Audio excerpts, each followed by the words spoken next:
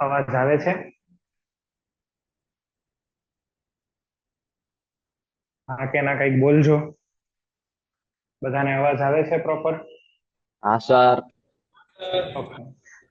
Okay. હવે થોડાક પહેલા હું તમને ક્વેશ્ચન આન્સર કરી લઉં એટલે મને આઈડિયા આવે કે મારે તમને કેટલું સમજાવવાનું છે, શું છે.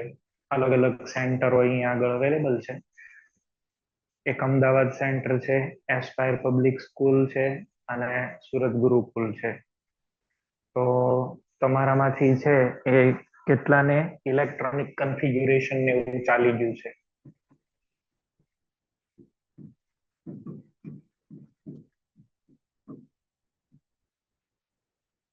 કેટલાને ઇલેક્ટ્રોનિક કન્ફિગ્યુરેશન ચાલી ગયું છે? એટલે પેલું તમે 1:2, 2:2, 2p6 ને આવું બધું લખો છો એની વાત કરું છું. કેટલા લોકોને ઇલેક્ટ્રોનિક કન્ફિગ્યુરેશન નહીં થઈ ગયું છે? આન્સર આપજો કોઈ, વાંધો નહીં. આ ટુ વે કોમ્યુનિકેશન જ છે આપણું.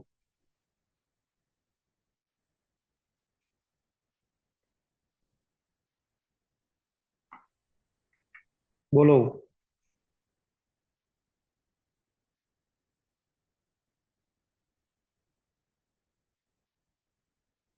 કોઈ નથી ચાલ્યું કે કોઈક આન્સર તો આપશો.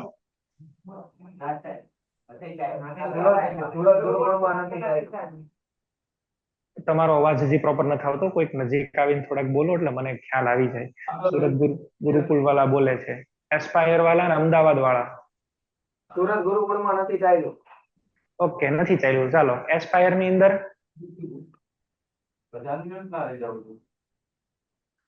એસ્પાયર ગુરુકુળ વાળા બોલજો. ઓકે, એને બાકી છે. Ahmedabad centre. Hello, can you hear me? Ahmedabad centre ચાલી ગયું, હા કે ના બોલજો.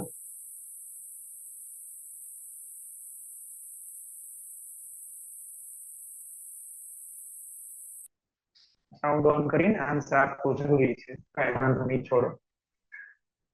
ઇલેક્ટ્રોનિક કન્ફિગ્યુરેશન જ નથી ચાલ્યું તો પછી આગળનું તો બીજું કઈ તમને પૂછવાનો સવાલ જ નથી રહેતો. કઈ વાંધો નહીં. So we are starting from the base. હવે આપણે એકદમ નીચે તળિયેથી જ શરૂઆત કરીએ છીએ, કોઈ ઇશ્યુ નથી. હવે એક પહેલું કામ તમારે લોકો ઈ કરવું પડશે કે તમારે લોકોએ છે ઈ 1 થી લઈ અને 30 આ એલિમેન્ટ્સ તમારે છે ઈ યાદ કરવા પડશે. જેમ કે 1H hydrogen, 2He helium, 3Li lithium. આવી રીતે તમારે બધા પહેલા એલિમેન્ટ્સ કરવા પડશે. આ એલિમેન્ટ્સ છે એ તમારે 30 સુધી કરવાના છે. 1H hydrogen, 2He helium, 3Li lithium, 4b beryllium, 5b boron. ત્યાં સુધી આપણને આવડી જવા જોઈએ કે હું માની લો કે એમ કહું ક્રોમિયમ એટલે સીધું તમે કહેવા જોઈએ 24 Cr ક્રોમિયમ. હું એમ કહું 16 એટલે તરત તમે બોલવા જોઈએ 16 સલ્ફર. આવી રીતે તો તમારે લોકોએ અહીંયા આગળ છે એ આવી રીતે એલિમેન્ટ્સ આવડી જાય ત્યાં સુધી એટલી હદે પેલા પાકા કરી લેવાના છે. આ એલિમેન્ટ્સના એટોમિક નંબર મારી માટે બહુ ઇમ્પોર્ટન્ટ છે. એટોમિક નંબર નહીં આવડે ત્યાં સુધીનું આગળનું કોઈ કેમેસ્ટ્રી આવડવાનું નથી. તો it is very crucial, very important for us. એટલે તમે લોકો બધા જ એલિમેન્ટ્સ છે એકદમ પરફેક્ટ કરી નાખો પેલા 1 to 30. બરાબર છે? 1 to 30 બધાને આ એલિમેન્ટ્સ આવડવા કમ્પલસરી છે, બધાને આવડવા જરૂરી છે. ચલો, હવે બીજી વાત આપણે છે એ કરીએ. આપણે બહુ બેઝિક થી જ સ્ટાર્ટ કરીએ છીએ. આપણે અહીં આગળ વાત કરીએ છીએ એટમની. પહેલા તો atom. Atom can be divided into two parts. The first one is called nucleus. આ જે પહેલો પાર્ટ છે આને શું કહીએ? ન્યુક્લિયસ. અને બીજો જે છે એ છે આઉટર પાર્ટ. અચ્છા, nucleus is consisting of so many different particles, but mainly there are proton and neutrons present in the nucleus. These two particles are important for us. And whereas in the outer part, electron revolves around the nucleus. આપણે છે ઈ એક પછી એક અહીંયા આગળ વાત કરવાના છીએ. તો પહેલા તો ન્યુક્લિયસ છે ને બીજું શું છે આઉટર પાર્ટ. ન્યુક્લિયસ ની અંદર શું આવેલું હોય તો કે ન્યુક્લિયસ ની અંદર પ્રોટોન છે ને ન્યુટ્રોન છે. Proton is positively charge particle and neutron is neutral, whereas electrons are revolving around the nucleus. આ ઇલેક્ટ્રોન આવી રીતે ફરતા હશે, બરાબર. આ પ્રોટોનને ન્યુટ્રલાઇઝ કરવા માટે થઈ. ઇલેક્ટ્રોન છે એ એક કરતા વધારે છે એ અલગ અલગ શેલમાં પણ હોઈ શકે. આ જે પણ કઈ તમે રાઉન્ડ શેપ જોવો છો, બરાબર, સર્ક્યુલર પાથ, એ સર્ક્યુલર પાથ છે એને શું બોલાય છે? શેલ, બરાબર છે, શેલ. તો electrons are present in the shell and they revolve around the nucleus. અલગ અલગ શેલ ઘણી બધી છે એ હોઈ શકે. નોટ ઓનલી ધેટ કે આની અંદર ખાલી ન્યુક્લિયસમાં બે જ કાંઈ પાર્ટિકલ ન હોય. ન્યુક્લિયસની અંદર સ્ટેબલ અને અનસ્ટેબલ ઘણા બધા પાર્ટિકલ છે, બરાબર છે. મ્યુઓન છે, મેસોન છે, zeta meson, tau meson, proton, proton, graviton, anti proton, anti neutron, ઘણા બધા આવા પાર્ટિકલ છે. ઇલેક્ટ્રોન પણ ન્યુક્લિયસની અંદર બની શકે. So there are so many different particles available in the nucleus. પણ આપણી માટે ઇમ્પોર્ટન્ટ કોણ છે? પ્રોટોન, ઇલેક્ટ્રોન અને ન્યુટ્રોન, બરાબર. આ પેન આપણી માટે ઇમ્પોર્ટન્ટ છે. આપણી માટે બ્રહ્મા વિષ્ણુ મહેશ આ જ છે, બરાબર. આ ત્રણે ત્રણ એની જેનું કામ છે, પ્રોટોન, ન્યુટ્રોન ને ઇલેક્ટ્રોન. તો આ મેં તમને વાત કરી કે ન્યુક્લિયસમાં પાર્ટિકલ છે, ઇલેક્ટ્રોન બહારની સાઈડ છે એ ફરે છે. હવે ન્યુક્લિયસ ની અંદર પોઝિટિવલી ચાર્જ પાર્ટિકલ એકદમ કોન્સન્ટ્રેટ થઈ ગયેલો હોય. તમે જોવા જાવ તો આ ન્યુક્લિયસ છે અને અહીં આગળ એટમ છે. આ ન્યુક્લિયસ છે ને એની સાઈઝ તો બહુ જ નાની હોય, 10⁻15 મીટર. અને એની સામે તમે આ એટમ છે એની સાઈઝ લેવા જાવ એટમની, તો એ કેટલી હશે? 10⁻10 મીટર. આટલી તમને છે એ મળશે, બરાબર છે. Excuse me. ઓકે, તો આની રેડિયસ છે એ કેટલી થશે? 10⁻15 મીટર. અને આની રેડિયસ કેટલી છે? 10⁻10 metre. You can see that the nucleus is very extremely small as compared to size of an atom. એટમની સાઈઝ કરતા રેડિયસ તો બહુ જ નાનું છે. કેટલું? 1 લાખ ટાઈમ નાનું છે. જોઈ લો તમે, 10⁻15 અને 10⁻10. એટલે ન્યુક્લિયસ છે ને એ બહુ એટલે બહુ જ નાની સાઈઝની અંદર હશે. અને એની સામે એટમ છે એ બહુ લાર્જ સાઈઝ હોય. તમે વિચાર ન કરી શકો, 1 લાખ કિલોમીટરનો મોટો એટમ, બરાબર. અને ન્યુક્લિયસ તો ખાલી 1 સેન્ટીમીટરનું એટલું જ તમે લઈ શકો. કે ક્યાં વાત ગઈ. તો આપણને છે એની અંદર બે જોવા મળે છે, ન્યુક્લિયસ અને આઉટર પાર્ટ. આઉટર પાર્ટ ની અંદર ઇલેક્ટ્રોન છે, ન્યુક્લિયસમાં પ્રોટોન અને ન્યુટ્રોન અવેલેબલ છે. ઓકે, આપણે વધારે ઇન્ટરેસ્ટ આની અંદર છે, ઇલેક્ટ્રોન ની અંદર, because when there is chemical bonding taking place, electrons are involved. એમાં ઇલેક્ટ્રોન પાર્ટિસિપેટ કરે, એટલે આ માટે આપણી માટે આ ઇમ્પોર્ટન્ટ છે. હવે મેં તમને કીધું એમ, electrons are lying in the shell. અને શેલ ની અંદર ઇલેક્ટ્રોન આવી રીતે અલગ અલગ બધી શેલ્સ હશે, એમાં બધા ઇલેક્ટ્રોન ફરતા હશે. આવું આપણે રાખીએ. આ ઇલેક્ટ્રોન ને અત્યારે આપણે એક્સપ્લેન કરવા માટે we have a new theory which is known as quantum theory, બરાબર છે. અત્યારે આપણી પાસે કઈ થિયરી છે? Quantum theory. તો ક્વોન્ટમ થિયરીના બેઝિસ ઉપર આપણે ઇલેક્ટ્રોનના નેચરને એક્સપ્લેન કરવાનો છે.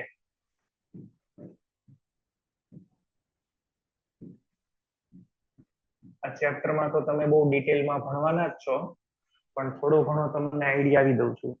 As far as theory is concerned, electron has two different nature. Electron has two type of different nature. Nature જે છે ને આજુબાજુ તમે જોવો છો એ બે વસ્તુનું બનેલું હોય, બરાબર. એક તો મેટર પાર્ટિકલ.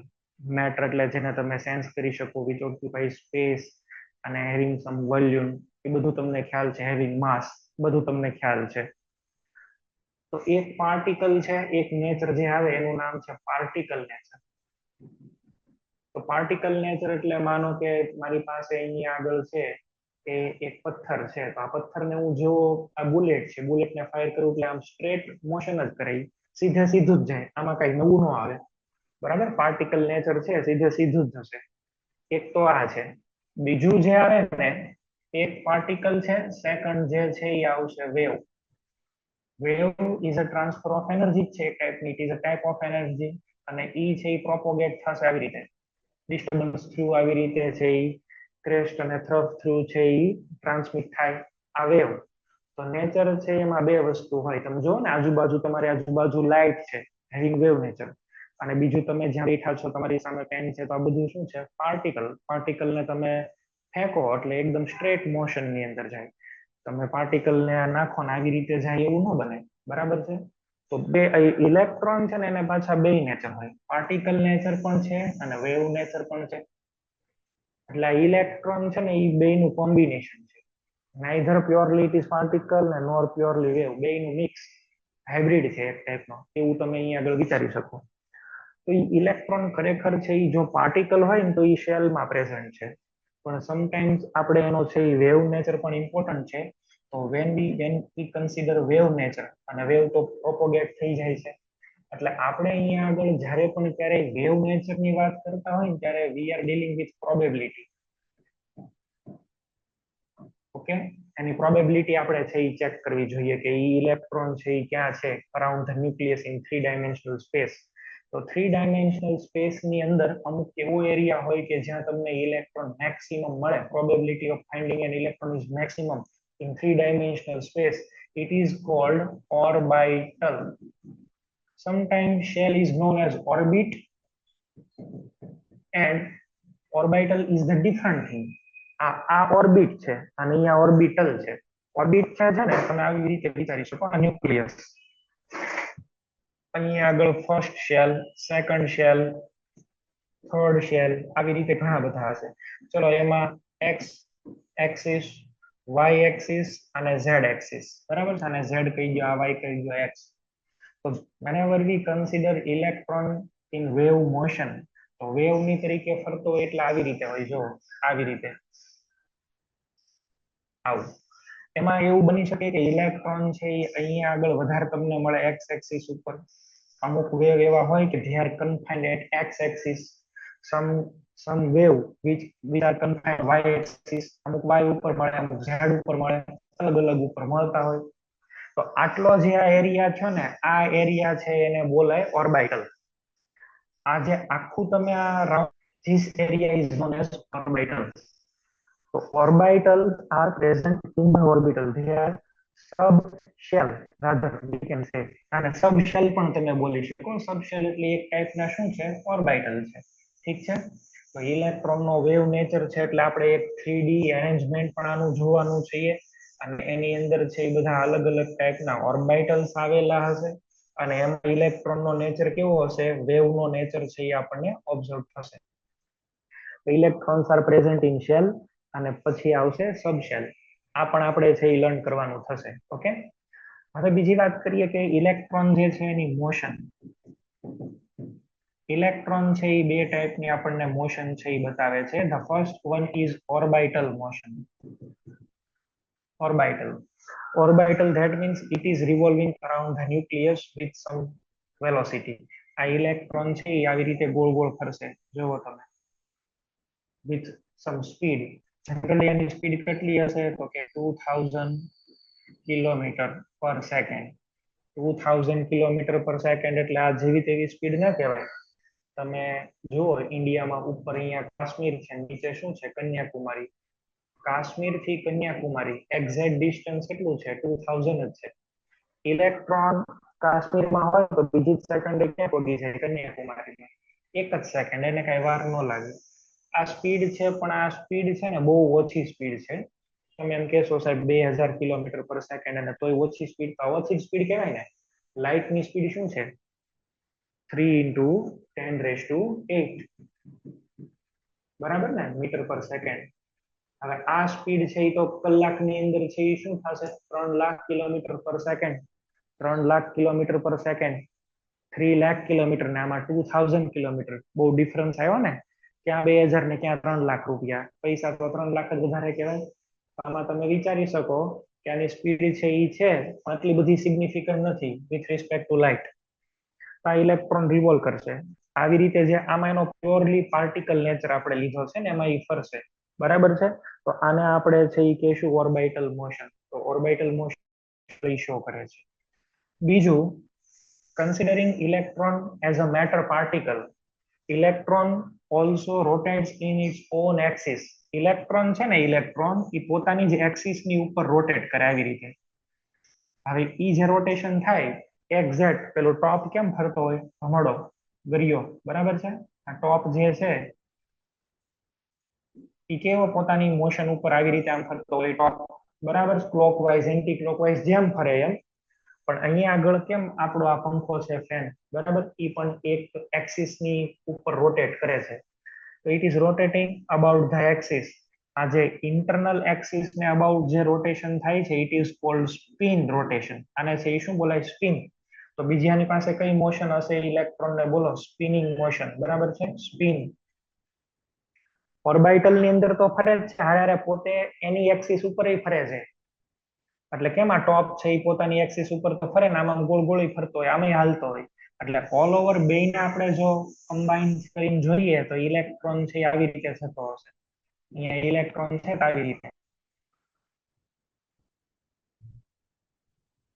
આમ પોતાની એક્સિસ ઉપર ફરે છે અને ન્યુક્લિયસ ની અરાઉન્ડમાં ઓર્બિટલ મોશન તો કરવાની છે તો કરવાની જ છે exact the scenario resemble with our solar system earth કેવી રીતે સન ની અરાઉન્ડ ફરે છે બરાબર એક્સિસ ઉપર છે એક્સિસ ઉપર છે અને બીજી રીતે ગોળ ફરે છે એક્ઝેક્ટ ઈ સિનારીઓ થયો હવે એ સ્પિન મોશન વાળા ઇલેક્ટ્રોન છે ને આપણને બે મળે સ્પિનિંગ ઇલેક્ટ્રોન આપણને બે મળે આ ઇલેક્ટ્રોન છે અમુક ઇલેક્ટ્રોન છે એ એન્ટી ક્લોકવાઇઝ ફરતા હોય અને અમુક ઇલેક્ટ્રોન કેવા ફરતા હશે ક્લોકવાઇઝ એન્ટી ક્લોકવાઇઝ અને અહીંયા આગળ ક્લોકવાઇઝ ક્લોકવાઇઝ અને એન્ટી ક્લોકવાઇઝ ઇલેક્ટ્રોન છે આ ફરતા હોય તો આને આપણે અમુક નામ આપી દઈએ સ્પિન ક્લોકવાઇઝ ની સ્પિન ને આપણે કહી દઈએ અપ ડાયરેક્શન અને આને કહી દઈએ ડાઉનવર્ડ ડિરેક્શન તો જે ઇલેક્ટ્રોન ને બતાવે જ આવી રીતે આમ એરો કરું ને એટલે હવે સમજી જાજો કે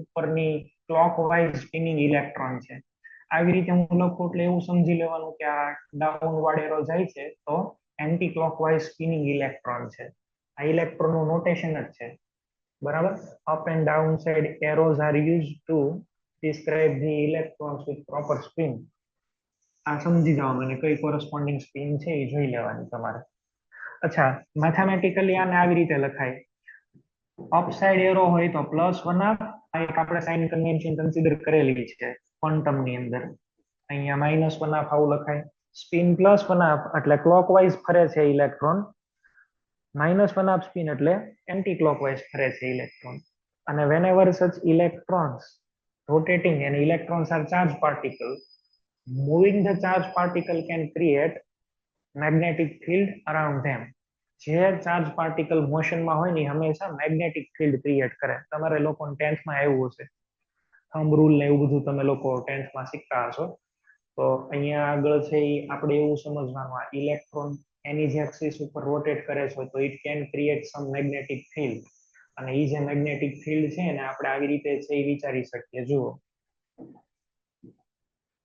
અમુક ઇલેક્ટ્રોન ચલો એન્ટી ક્લોકવાઇઝ ફરે છે અમુક ઇલેક્ટ્રોન છે એ ક્લોકવાઇઝ ફરે છે એન્ટી ક્લોકવાઇઝ અને ક્લોકવાઇઝ વાળો જે ફરે છે ને એમાં માની લો કે અહીંયા આગળ it can act as a tiny bar magnet તો નોર્થ અને સાઉથ આમાં ઊંધું થશે અહીંયા આગળ સાઉથ અને બીજું શું આવશે નોર્થ તો જ્યારે બે ઇલેક્ટ્રોન એકબીજાની ભેગા હોય ને ત્યારે ઊંધા જ ગોઠવાય એક આવું કપલ બને એકનો અપસાઇડ એરો એકનો ડાઉન સાઇડ એરો કારણ કે આનો સાઉથ આના નોર્થ હારે એટ્રેક્શનમાં આનો નોર્થ આની સાથે સાઉથ સાથે એટ્રેક્શનમાં તો two electrons collectively written as this આવી રીતે તમે એને લખી શકશો આમ લખાય બરાબર છે electrons are written in such a manner two arrows should be opposite to each other એક ઉપર ને એક નીચે આમ લખવાનો આ આખું કપલ બની ગયું બે ઇલેક્ટ્રોન આમ જ રહે કોઈ પણ ઓર્બિટલ ની અંદર બે ઇલેક્ટ્રોન આવી રીતે કપલ બનાવીને રહેશે બરાબર એક ઉપર ને એક છે નીચે આવી રીતે છે આવું જોશે તો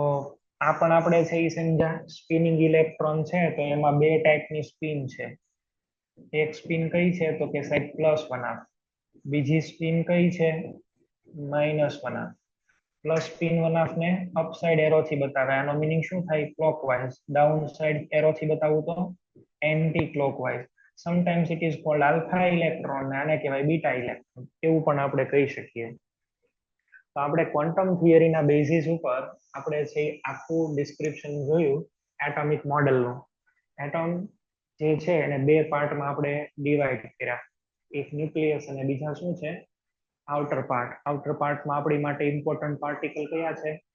ઇલેક્ટ્રોન. ઇલેક્ટ્રોન છે એ ક્યાં પ્રેઝન્ટ હશે? શેલ ની અંદર ઓર ઓર્બિટલમાં. અને or when we say electron is present in orbital, then we are considering the particle nature of the electron. પણ જ્યારે આપણે ઓર્બિટલમાં જઈએ તો આ ઓર્બિટલ ઓલવેઝ 3D માં હોય, 3 dimensional. that means it is wave nature. અને wave nature ને કન્સિડર કરીએ તો finding probability of the electron surrounding the nucleus in 3 dimensional space, it is called orbital. અને એમાં ઇલેક્ટ્રોન નો નેચર વેવ છે.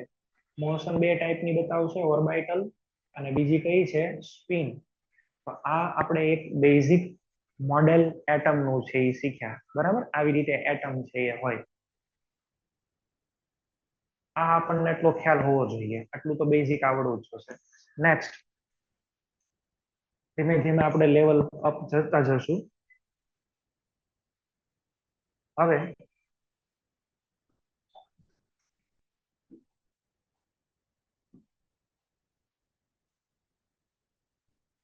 અમુક ડેફિનેશન્સ જોવાની છે.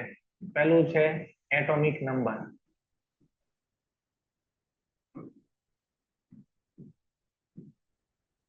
Atomic number is denoted as a Z. German word છે ઝેલ, એની ઉપરથી ડિરાઈવ કરેલો છે Z. Atomic number Z. ચલો, આ એટોમિક નંબર Z છે એને આપણે ડિફાઇન કરવું હોય તો શું કરશું? What we mean by atomic number Z? તો કે number of protons present in the nucleus. આ આપણને એટોમિક નંબર Z છે એ શું ડિફાઇન કરીને આપે છે? તો કે number of protons, positively charged proton in the nucleus, બરાબર છે, in an atom is called atomic number Z. આ આપણને આવડવું બહુ એટલે બહુ ઇમ્પોર્ટન્ટ છે. તમને જ્યારે પણ ક્યારેય કોઈ પણનો એટોમિક નંબર મળી જાય ને, એટોમિક નંબર, તો એટોમિક નંબર ઉપરથી શું મળશે તમને?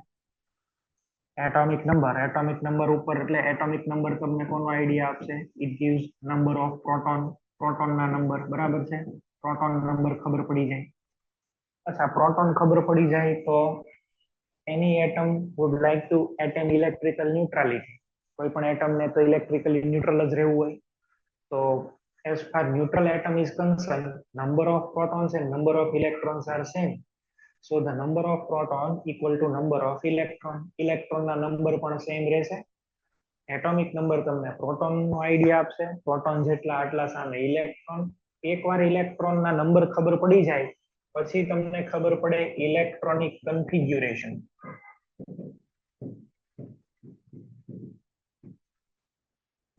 Electronic configuration.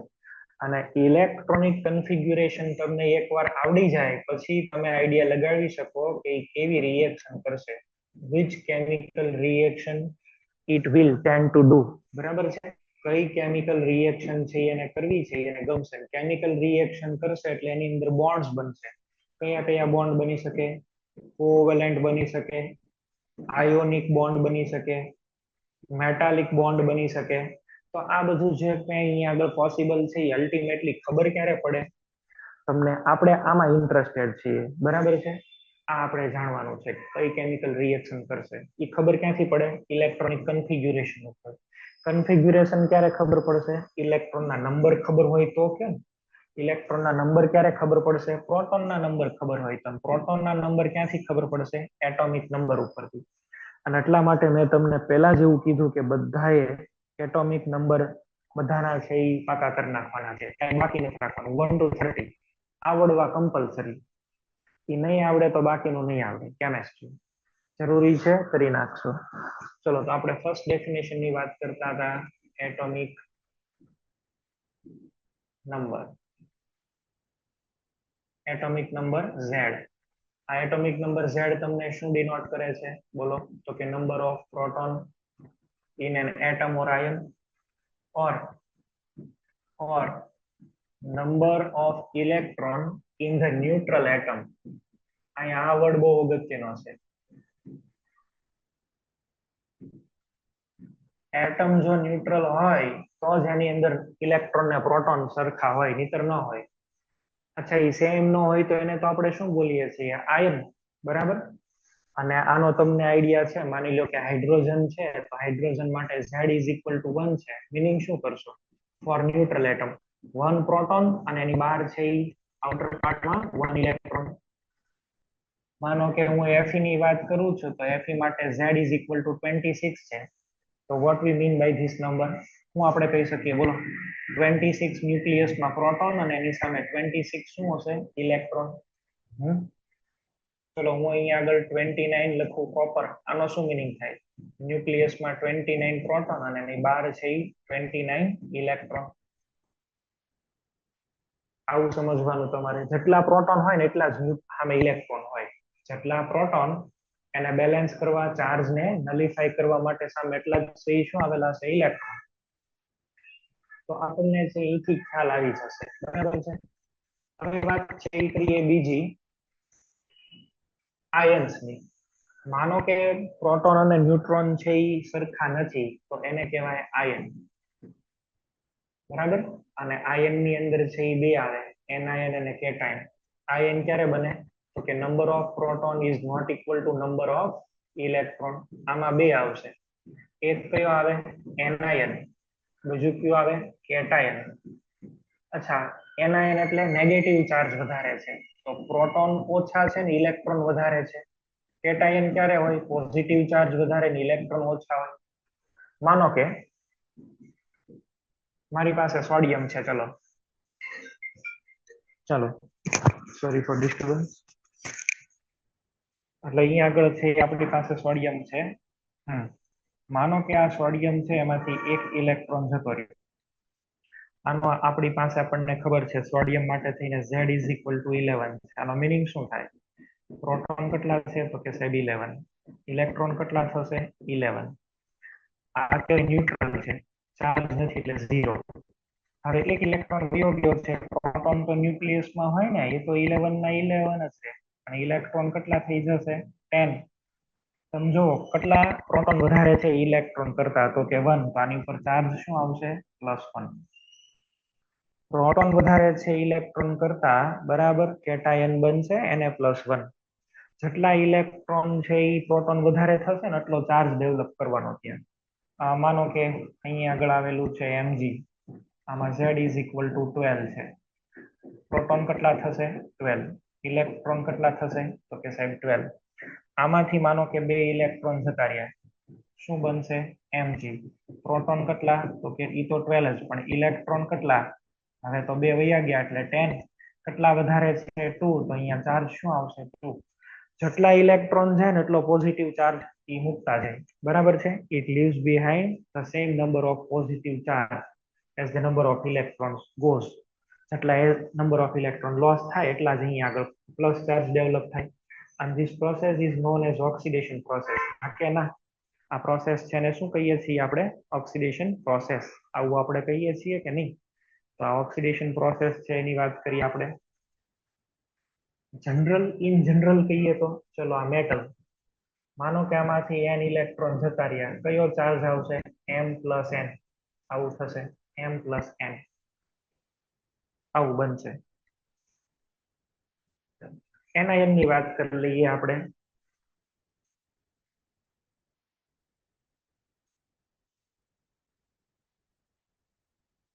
અચ્છા, એનાયન છે એમાં કઈ રીતે બનશે? આ ઓક્સિજન. આની માટે Z ઇઝ ઇક્વલ ટુ 8 છે. પ્રોટોન્સ કેટલા થશે? તો કે 8. ઇલેક્ટ્રોન્સ કેટલા આવશે? 8. માનો કે હું બે ઇલેક્ટ્રોન એડ કરું છું. ઇલેક્ટ્રોન હવે એડ થયા. પ્રોટોન કેટલા છે? તો 8 જ રહેશે, પણ ઇલેક્ટ્રોન તો કે 10. કેટલા વધી ગયા? 2. કેટલો ચાર્જ આવશે? -2. ઓકે. જેટલા ઇલેક્ટ્રોન ગેઇન કરશે ને એટલો નેગેટિવ ચાર્જ આવશે. એ તો ચાર્જ મસ્ટ બી કન્ઝર્વ. ચાર્જનું તો કન્ઝર્વેશન થવું જોઈએ ને. લેફ્ટ સાઈડ જેટલો છે એટલો રાઈટ સાઈડ. ફોસ્ફરસ. ચલો આમાં હું 3 ઇલેક્ટ્રોન એડ કરી દઉં. શું આવશે? P-3. In general x plus n electron શું બને? x-n. x-n આવું બની જશે. તો આમાં number of electrons are more than number of proton. તો એ શું બનાવશે? એનાયન બનાવશે. તો આપણને કેટાયન એનાયન નો પણ આઈડિયા આવી ગયો કઈ રીતે કરવાનું છે. હવે બીજી ટર્મિનોલોજી જોઈએ. ચલો નંબર ઓફ ઇલેક્ટ્રોન એ જ નંબર ઓફ પ્રોટોન, પણ ન્યુટ્રલ એટમ માટે. આયન્સ આપેલા હોય તો એનાયન કેટાયન. સેકન્ડ ટર્મિનોલોજી લઈએ, માસ નંબર. માસ નંબર ને એ થી રિપ્રેઝેન્ટ કરાય. માસ number is nothing but mass number A is equal to number of proton plus number of neutron. આને કહેવાય માસ નંબર. આને આમ પણ લખી શકાય ને, A is equal to Z. Proton કેટલા છે? ઝેડ જેટલા, પ્લસ ન્યુટ્રોન કેટલા છે? n0. તો કે ન્યુક્લિયસમાં કેટલા પ્રોટોન કેટલા ન્યુટ્રોન છે એના સમને શું કહીએ? માસ નંબર. એટમનું જે પણ કઈ વેઇટ છે એ વેઇટ કોને લીધે થઈને હોય? પ્રોટોન અને ન્યુટ્રોનને લીધે થઈને હોય. ઇલેક્ટ્રોન છે એ કોઈ વેઇટમાં એવું કન્ટ્રીબ્યુશન આપતા નથી. પ્રોટોન જે છે ને, પ્રોટોન, એનું આપણને માસ કેટલું મળે છે? માસ of proton is equal two, અને અહીંયા આગળ લખીએ માસ ઓફ ઇલેક્ટ્રોન, જો કોઈને આવડતું હોય તો 9.109 ઇન્ટુ 10⁻⁻, કેટલા થાય? 31 kg. બહુ ઓછું. આનું તો બહુ જ ઓછું છે, જુઓ તમે. બરાબર. અચ્છા, આની વાત કરીએ તો 1.6 સમથિંગ છે ઇન્ટુ 10⁻27 કિલોગ્રામ. આ બે વધારે કહેવાય, આ ઓછું કહેવાય. ન્યુટ્રોન નું ઓલમોસ્ટ એટલું જ છે, માસ ઓફ ન્યુટ્રોન. ઇન શોર્ટ, મારે તમને એવું કેવું છે કે માસમાં જે કઈ કન્ટ્રીબ્યુશન મળે છે ને, એ કોનું મળે છે? તો કે માસમાં કન્ટ્રીબ્યુશન બેનું છે, પ્રોટોન ને ન્યુટ્રોન, ઇલેક્ટ્રોન નું નહીં. તો અહીંયા આગળ આપણે સમ કોનો કરીએ છીએ? પ્રોટોન અને ન્યુટ્રોન. તો ઇનડાયરેક્ટલી એ જ તમને માસ રિપ્રેઝેન્ટ કરે છે ને, એટલે આપણે શું આને નામ આપ્યું છે? માસ નંબર. માસ નંબર છે એ વધારે એટલે માસ વધારે, એવું સમજી લેવાનું તમારે. તો A is equal to proton plus neutron. બરાબર છે. આ થયો માસ નંબર. પછીની ટર્મિનોલોજી, એને આપણે કહીએ છીએ ન્યુટ્રોન નંબર.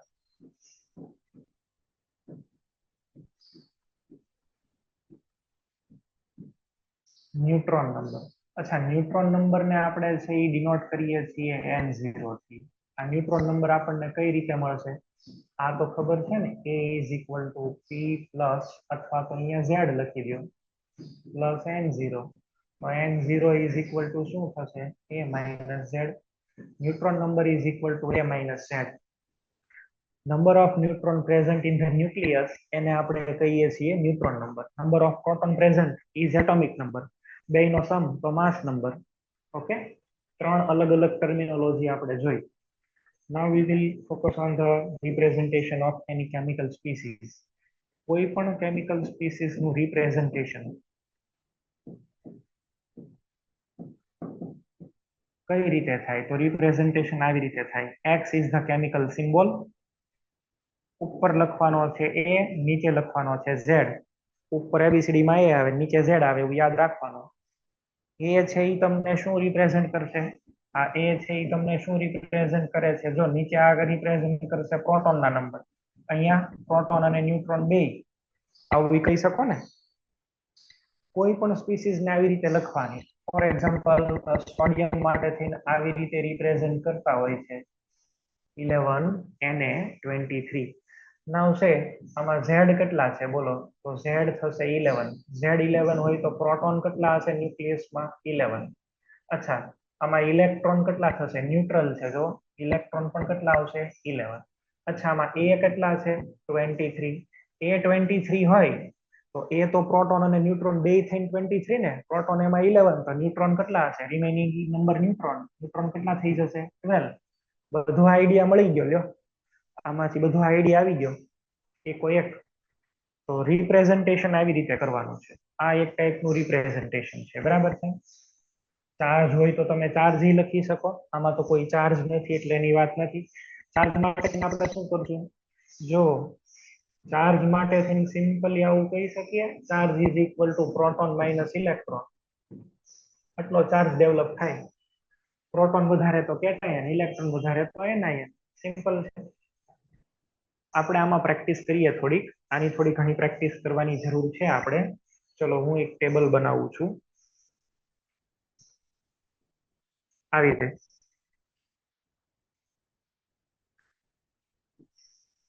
અહીં આગળ છે સ્પીસીસ. ચલો, ઝેડ, પ્રોટોન, ન્યુટ્રોન, પહેલા અહીંયા લખી દઈએ આપણે A, then we have neutron, then number of electron, અને અહીંયા આગળ છે ચાર્જ.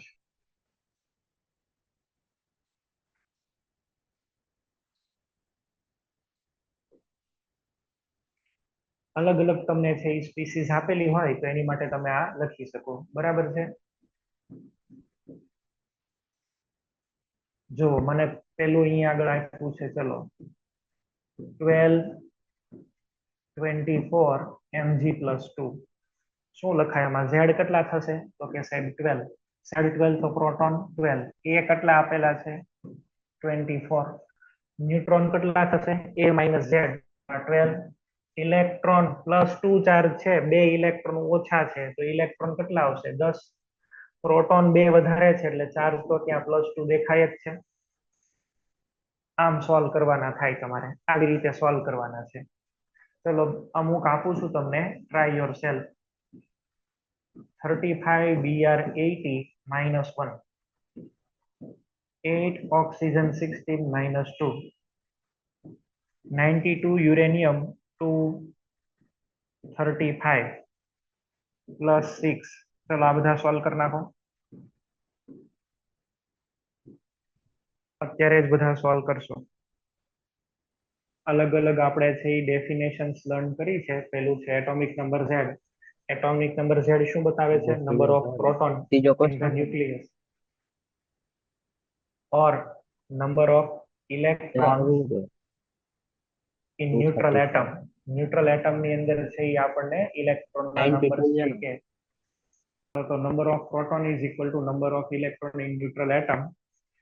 જો ન્યુટ્રલ હોય તો આ બે સેમ હોય. For the neutral atom number of protons is equal to number of electrons, but if they are not same then it is termed as ion, where number of proton and number of electrons are not equal. અને એમાં પણ જો છે electron વધી જશે તો anion બનશે, proton વધી જાય તો કેટાયન બને. કેટલો ચાર્જ ડેવલપ થશે એની ઉપર? તો કે પ્રોટોન માઇનસ ઇલેક્ટ્રોન, આ ડિફરન્સ જેટલો ચાર્જ ડેવલપ થાય. માસ નંબર આ એક અલગ ક્વોન્ટિટી છે. આ આપણે વાત કરી હતી પ્રોટોન અને ન્યુટ્રોન કેટલા છે એની ઉપર વાત છે.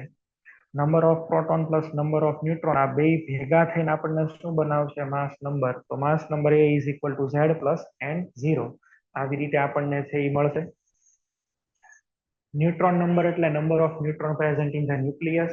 એની પછી આપણે વાત કરી રિપ્રેઝન્ટેશન ઓફ ધ એલિમેન્ટ. આ X is the chemical symbol. આ X છે એ શું છે? Chemical symbol.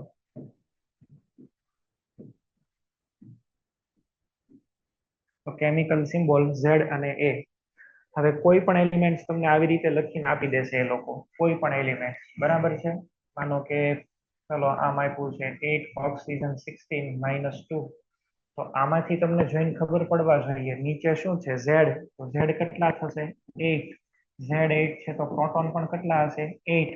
અચ્છા, આમાં ઇલેક્ટ્રોન કેટલા આવી જશે? ઇલેક્ટ્રોન અહીંયા આગળ કેટલા આમાં આવશે? તો કે પ્રોટોન કરતા 2 ઇલેક્ટ્રોન વધારે છે. જુઓ તમે -2 છે તો 2 ઇલેક્ટ્રોન ગેઇન કર્યા હશે એટલે આ થઈ જશે 10. ઓકે, એ કેટલા આપેલા છે? 16. અહીંથી ન્યુટ્રોન ખબર પડી જશે. 16 - 8 એટલે કેટલા થઈ ગયા? 8. તો બધું જ ફીચર્સ અહીંથી ખબર પડી જાય. રિપ્રેઝન્ટેશન આવી રીતે કરવાનું છે તમારે. તો પેલું તો આજના કામમાં તમને છે એ મારે એ કહેવાનું કે આવતીકાલે બધા જ છે એલિમેન્ટ બરાબર કરીને આવજો. 1 to 30 એલિમેન્ટ આવડવા બધાને કમ્પલસરી છે. એ આવડી જાય પછી આપણે અલગ અલગ ડેફિનેશન જોવાની છે. એક આપણે સ્ટાર્ટ કરીએ અલગ અલગ સ્પીસીસની. પહેલું છે આઇસોટોપ. આઇસોટોપ્સ આ એવી સ્પીસીસ છે, or rather we can say it is a relationship between two different species જેની અંદર અમુક પોઈન્ટ સિમિલર હોય. ફોર એક્ઝામ્પલ આઇસોટોપ્સ છે તો આની અંદર સેમ શું હોવું જોઈએ? સિમિલર શું હોવું જોઈએ? તો કે Z. ડિફરન્સ ક્યાં આવશે આની અંદર? તો કે ડિફરન્સ છે એનો A, અથવા તો આમાં નંબર ઓફ ન્યુટ્રોન અલગ અલગ છે. આને છે એ આપણે કહીએ છીએ isotope. they are placed in the same position in the periodic table. આ periodic table માં એક જ જગ્યા ઉપર આપણે એને મૂકીએ છીએ. ફોર એક્ઝામ્પલ અહીંયા આગળ હું લઉં તો માનો કે 6 કાર્બન 12 અને 6 કાર્બન 13. તમે જો આમાં Z કેટલા છે 6, અહીંયા પણ કેટલા છે 6. અચ્છા આમાં A કેટલા છે તો કે એકમાં 12 છે ને એકમાં કેટલા છે 13. ન્યુટ્રોનના નંબર ચેક કરો. આમાં 12 - 6 એટલે 6 અને આની અંદર કેટલા છે 7. તો ડિફરન્સ ક્યાં આવ્યો A or Z. Number of neutron or A આ બે અલગ અલગ હોય તો એને આ બે જે છે એને એકબીજાના શું કહેવાય આઇસોટોપ. બરાબર, આને આપણે કહીએ છીએ આઇસોટોપ. ઘણા બધા આવા આઇસોટોપ આપણને છે એ મળતા હોય. બીજા એક્ઝામ્પલ અહીંયા લખું તો માની લો કે 1H1 છે, 1H2 છે, 1H3 છે. આ બધા હાઇડ્રોજનના જ આઇસોટોપ્સ છે. સી આની અંદર બધામાં Z જોવો તો 1 1 અને 1 બધાના ન્યુક્લિયસમાં એક એક પ્રોટોન છે. એની વાત કરીએ તો 1 2 અને 3.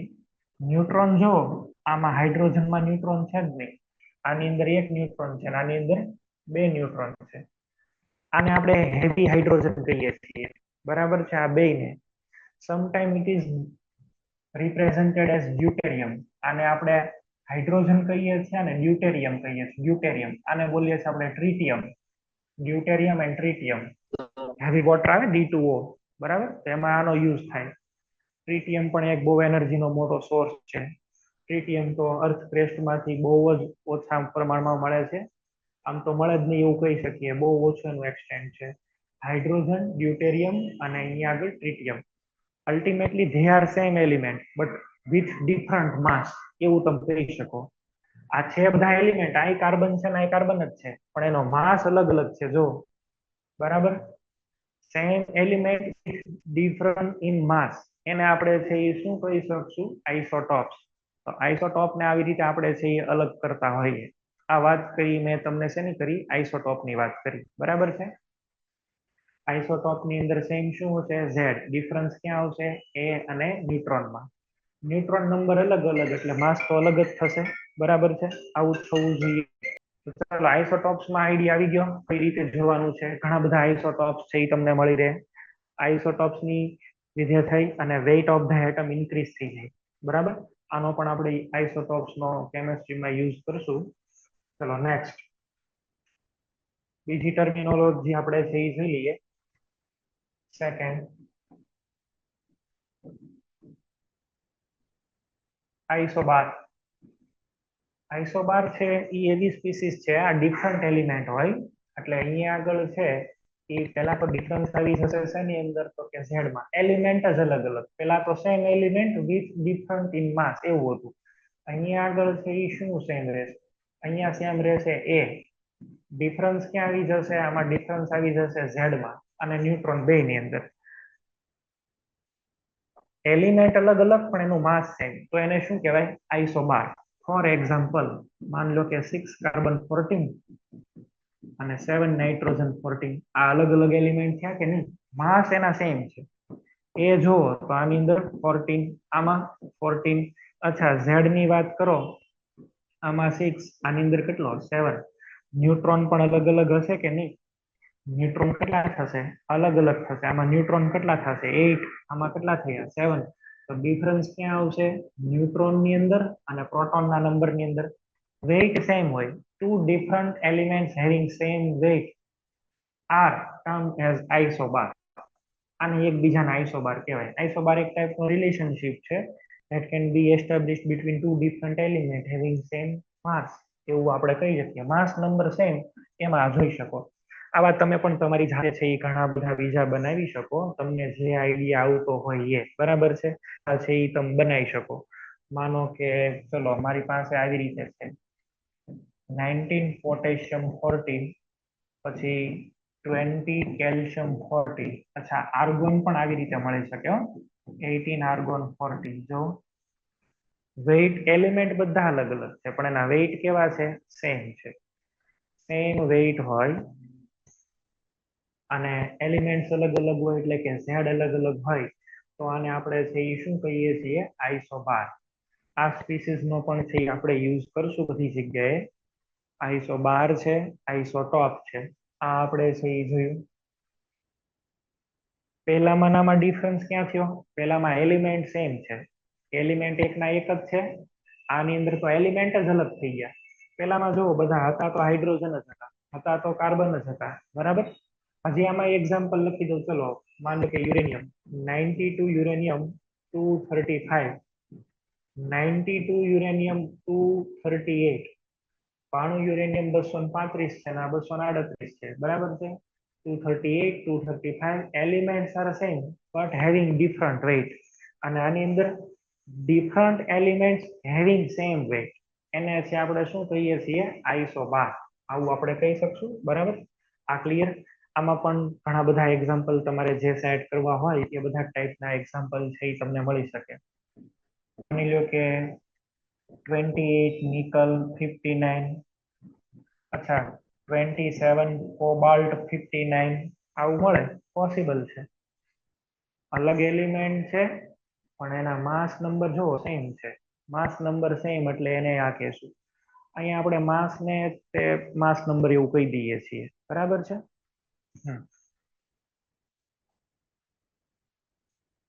ઓકે, થર્ડ જે છે એને આપણે અહીંયા જોઈએ આઇસો ઇલેક્ટ્રોનિક. આઇસો ઇલેક્ટ્રોનિક નો મીનિંગ એવો થાય કે એની અંદર સેમ નંબર ઓફ ઇલેક્ટ્રોન્સ હોય.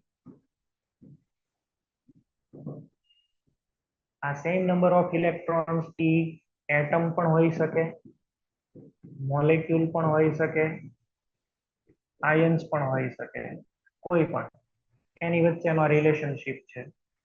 માનો કે મને નિયોન આપ્યું છે, નિયોન એક આપેલું છે Na+1, એક આપવું છે મને Mg+2, એક આપેલા છે ચલો F-1 અને એક આપ્યું છે મને O-2.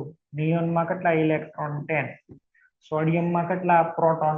11 પ્રોટોન. પણ જો એક વયો ગયો છે ઇલેક્ટ્રોન, તો આમાં ઇલેક્ટ્રોન 10, આમાં ઇલેક્ટ્રોન 10, આમાં ઇલેક્ટ્રોન 9 હોય પણ એક એડ થયો એટલે કેટલા થઈ ગયા? 10. આની અંદર 8+2 એટલે ટોટલ કેટલા થઈ ગયા? 10. આ બધામાં 10 ઇલેક્ટ્રોન છે, તો આ બધાને એકબીજાના શું કહેવાય? Iso electronic. હજી બીજા લખું છું, જો H2O, હાઇડ્રોજનમાં 2 ઇલેક્ટ્રોન, બરાબર. આ 2 હાઇડ્રોજનના 2 ઇલેક્ટ્રોન, ઓક્સિજનના 8 થઈ ગયા 10. ચલો તમે આની જગ્યાએ છે એ CH4 પણ લખી શકો, કાર્બનના 6, 4 હાઇડ્રોજનના બીજા 4 એડ કરો એટલે 10. હું લખું છું ચલો NH2- ફરીથી 10. તો all these species are isoelectronic of each other. આ બધા જ એકબીજાના શું થઈ ગયા? આઇસોઇલેક્ટ્રોનિક થઈ ગયા. આ બધા જ એકબીજાના શું થઈ ગયા છે? આઇસોઇલેક્ટ્રોનિક થઈ ગયા છે. તમે તમારી રીતે લખી શકો. ચલો આર્ગોન ના લખવા હોય તો આર્ગોન ની બાજુમાં કોણ આવે? પોટેશિયમ, એક ઇલેક્ટ્રોન રિમૂવ કરી દો. કેલ્શિયમ 2 રિમૂવ કરો. અચ્છા અહીંયા ક્લોરીન તો 1 એડ કરો, સલ્ફર તો 2 એડ કરો. અલગ અલગ તમે તમારી રીતે એક્ઝામ્પલ બનાવી શકો. મોલેક્યુલ્સ હોય, એટમ્સ હોય, આયન્સ હોય, કોઈ પણ વચ્ચે આ રિલેશન બની શકે, બરાબર છે. આમાં જો નિયોન છે એ એટમ છે, બાકીના આયન્સ છે, CH4 મોલેક્યુલ છે, થયા કે નહીં? તો તમે તમારી જાતે છે આના એક્ઝામ્પલ ને એવું બનાવી શકો. જે એક્ઝામ્પલ તમને યાદ આવે એ લખી શકો. ચલો આવી રીતે છે એ આપણને આપી શકે. અહીંયા આગળ આપણને આપેલું છે FeCO4 અને અહીંયા લખી દઉં છું ચલો -1. તો Fe ની જગ્યાએ બીજું હું શું લખી શકું? Fe પછી કોણ આવે? કોબાલ્ટ. CO4. આ બે આઇસો ઇલેક્ટ્રોનિક છે કે નહીં? CO તો કોમન જ છે. F હોય 26 અને અહીંયા -1 એટલે એક ઇલેક્ટ્રોન એડ કર્યો, ટોટલ કેટલા થઈ ગયા? 27, બરાબર. આ 27 એટલે Fe-1 અને કોબાલ્ટ ઇટસેલ્ફ, કોબાલ્ટ નો તો એટોમિક નંબર જ 27 છે. આમાં 27 ઇલેક્ટ્રોન, આમાં 27 ઇલેક્ટ્રોન, તો આ બેની શું કહેવાય? આઇસો ઇલેક્ટ્રોનિક જ કહેવાય. ઘણા બધા એક્ઝામ્પલ મારે બનાવવા હોય એટલા બની શકે, પણ આપણે બધા જ અહીંયા આગળ લખતા નથી.